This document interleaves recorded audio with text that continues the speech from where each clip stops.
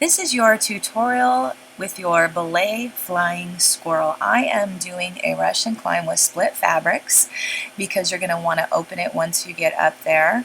I'm actually grabbing it so I can do a spin here. You always want to find a place where you can have a really nice spin. Holding with the left hand, spinning with my right hand as I turn to the right. Then I'm opening up the fabrics, going straight leg come through the middle, and then you want to do a straight leg straddle.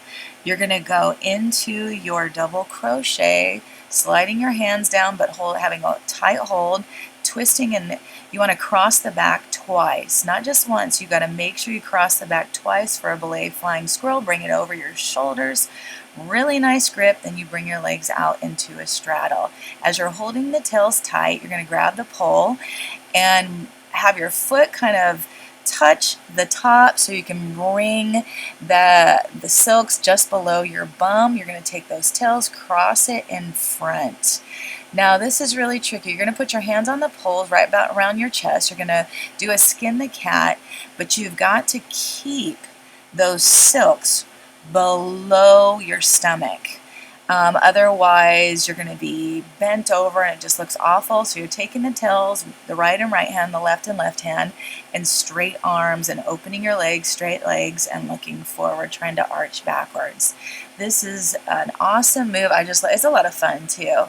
So I really love this move, and you want people to really see what you're doing. Take some time in it before you come out of the belay flying squirrel. It's a lot of fun, even if you're doing it with your students. This is a great one. So I'm bringing both tails to the left side. I'm turning, or to the right side, I'm turning to the left.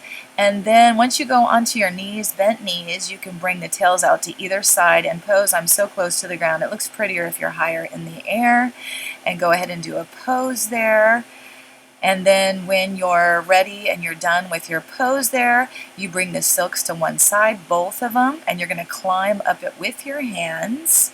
Then once you get up there, you're going to put your foot in the loop, and then bring your other foot, kind of stand and bring your other foot out and go into a basic stand. If you grab the toe with your feet doing a basic climb, it'll all come off.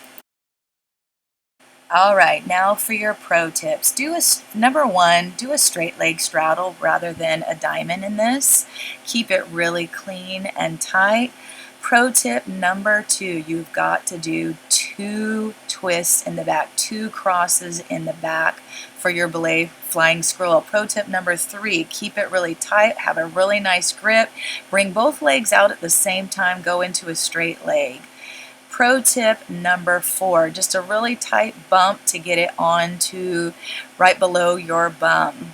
Pro tip number 5, when you're crossing over, keep it tight. You don't want to fall through in any way.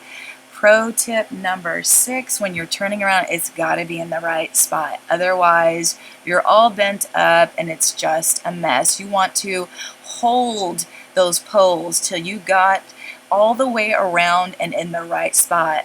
Pro tip number 7, you've got to have straight arms and you got to have open legs and straight legs. Pro tip number 8, you want to arch your head upward, arch your back. And it's just beautiful when you go into this move. Pro tip number 9, make sure you take some time when you do this move. People need to see it. You don't want to go in and out of a move so fast. Pro tip number 10, keep those tails tight as you turn around, your legs together, pointed toes. You really want it to look nice. And this actually, pro tip number 11, really looks cool when you're bending your legs, but you're kind of slint.